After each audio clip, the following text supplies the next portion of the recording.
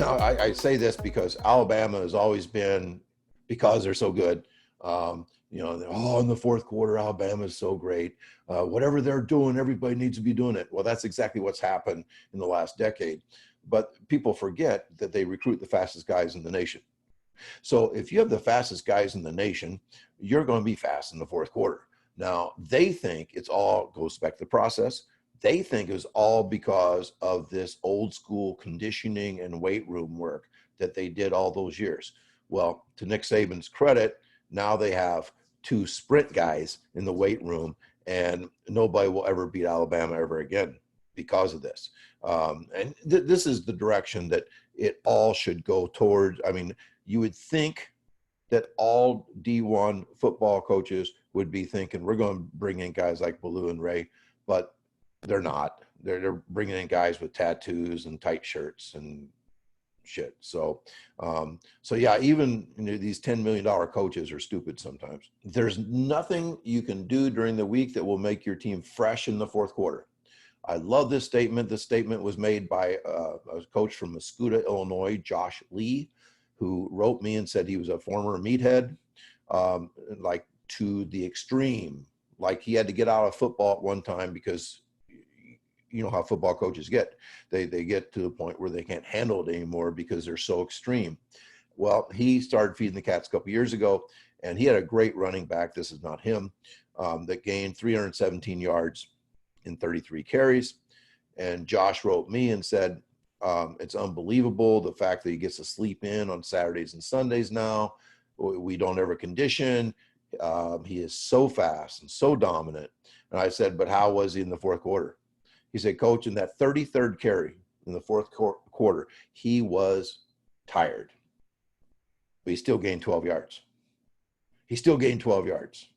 So I think that's so important to realize that the games can be the hardest thing you do, and the fourth quarter can be a time when nobody's fresh and everybody's tired, but you're fast guys, where you put all that priority towards all that investment towards speed and power and elite elasticity and all that stuff will pay off in the fourth quarter, because speed creates endurance. So let's talk about practice plan. You need to have this up on your wall to remind yourself every day. Never let today ruin tomorrow. My high school coaches let the first practice of double sessions ruin the afternoon session. If you can imagine, if the first practice ruined the afternoon session, what was the next morning like? And that, I think we had 10 days of doubles. And the coaches didn't care. They didn't care if we were limping, bleeding, hating it. They used to use words like, we're going to tear you down to build you back up. They'd heard some Marine sergeant say that. My head coach was in the Marines, of course. And yeah, that's the way they thought. And we were slower than shit in the first game. So I got this hard, easy concept from Bill Bowerman, a track coach from Oregon, distance guy, who said that moderate exercise never creates world records, that we cannot practice methodically long every day and do extreme things in track meets.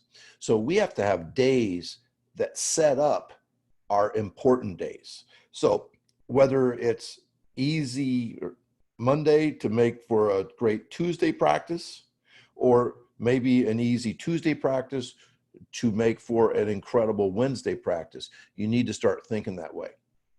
So I have two different plans. I have one plan. I think this kind of matches Coach Dixon's plan, and that's performance, fundamental performance. I didn't spell performance there, correct? That's what happens when you do things on the day of a presentation. I'm sorry. And then on Thursday, I call that like a recovery day. You know, that you have to be real careful on Thursday, really, really back off so that you can be fast in the game. I kind of see this as like 3 game days. Monday's game day is set up by taking the damn weekend off. Let your kids sleep in and be football fans on Saturday. But you take the weekend off, and then you're ready to perform on Monday. And then you go through a fundamental practice, which a fundamental practice is, it's fundamentals, it's game prep. You're getting things done, but I say it's like in high school, I wore practice shoes during practice, and then I wore expensive game shoes on game day. Well, if I was in this type of weekly plan, what I would do is I'd wear my game shoes on Monday, Wednesday, and Friday. These are days that I might lace up my shoes a little tighter. These are days that I might um, have a cup of coffee before practice. Some type of, maybe I do some type of pregame energy drink or something. But we want to bring it on Monday and Wednesday. So it's kind of like you have 3 game days every week, and then you have pre-games. You set up those important practices. Now, I've talked to many football coaches in consultations who say that Monday just doesn't work for them, that their kids suck on Monday. And, I think it's usually because they're probably bringing them in on Saturday. They're not listening to me. Because if you give them Saturday and Sunday off, I think you can be good on Monday. But if you really feel like that's the case, just move your performance days to Tuesday and Thursday. Now you say, ooh, performance day back to back, Thursday, Friday. Well, that's why you got to keep your Thursday extremely short. Extremely. I mean, in and out. And I'm not so sure that you even have to practice on Thursday. I know that's sacrilegious and all that kind of stuff. But I coach with a Hall of Fame coach from Hopkinsville, Kentucky. He was actually at Tennessee when I knew him, at Franklin, Tennessee. And they took Thursdays off. And it was the greatest thing in the world. It was fantastic. You talk about uncaged animals on Friday. About 12 of the players were pissed off every week because they didn't get practice on Thursday. But, pissed off players play well. So yeah, they were fast. Eric Corum said, I think every coach should be uncomfortable with how little they do in the first week. The only correction I would make here is I think every coach should be uncomfortable with how little they do every week. I love the word uncomfortable, meaning that you need to be, like a little bit, are we doing enough? Are we doing enough? That means you're doing enough. That means you're not burning the stake. I mean, you should have to defend how I hate to say the word easy, how low the volume is to your assistants all the time. I believe you do less and achieve more. I don't care what it is. It could be a piece of cake. If your piece of cake is smaller, you'll enjoy it more. If you do 3 things instead of 20, you'll do those 3 things better. It's just the way it is that when we pile on volume, we lose quality. Minimum effective dose is something we talk about all the time.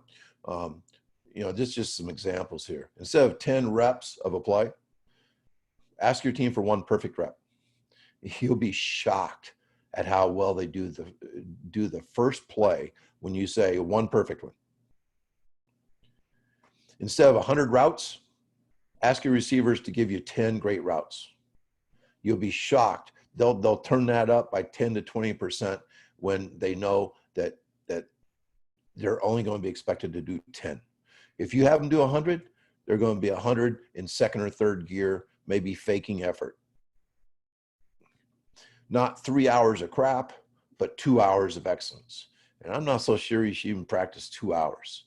I would always, anytime I practice 2 hours or 210 or something, I'd be saying, God, what could we be cutting out of practice? What are we doing that's bullshit?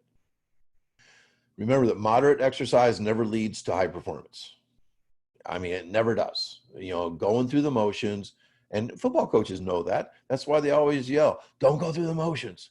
Effort, all that kind of crap. But yet, their kids are worn out. The coaches have burned the stake every day. So they're not going to get, they're going to get high effort, but not high performance. So you want to go high performance as much as possible and cut out the stuff that's making you tired. Remember, this is the important slide again, 75 minutes of players loitering. Your practices, in order to create that speed and intensity that's going to grow your kids in speed and intensity, you've got to allow your practices to be choppy. They won't look as good. Some dads will be saying, oh, they don't get after it. There's no intensity out there. But what they're not seeing is that after a break, everybody's going real hard on the next play. So, you got to get rid of your signs. I mean, there has to be loitering on the field if you truly care about performance. And feed the cats, I mean, it is truly revolutionary because remember, practice was never meant to be performance-based. Practice was just going to be long and hard work. That's how Americans get ahead, hard work. Well, I'm saying that performance wins games, not getting tired. And, this is, let the game be the hardest thing you do. My dad, as a basketball coach, 47 years, high school and college, used to say, we're going to practice so hard that the games will feel easy. And all the kids would shake their head. Yeah, got that, coach. Yep, that's what we're going to do. And it sounds right, but I've flipped the game here. I'm saying, let the game be the hardest thing you do. By doing that, you will be really fast during the week, really fresh, and really healthy going into the game. And remember, fast and fresh guys are pretty damn good in the fourth quarter. This is Marcellus Moore winning a 400 meters. The 400, he never ran more than a 200 in practice. Our biggest workout was 3 times 200. And somehow he beat everybody's ass in this race. And here's the weird deal. There are 6 other guys in this race.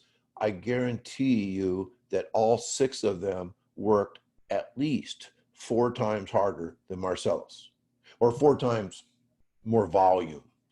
They probably got toasted in every practice, whereas Marcellus just got fast and stayed healthy. And who wins? The fast guy, not the tough guy, not the guy with the most training. I'm sorry, but the guy who can perform the best will win the race. And that's the way we need to start thinking about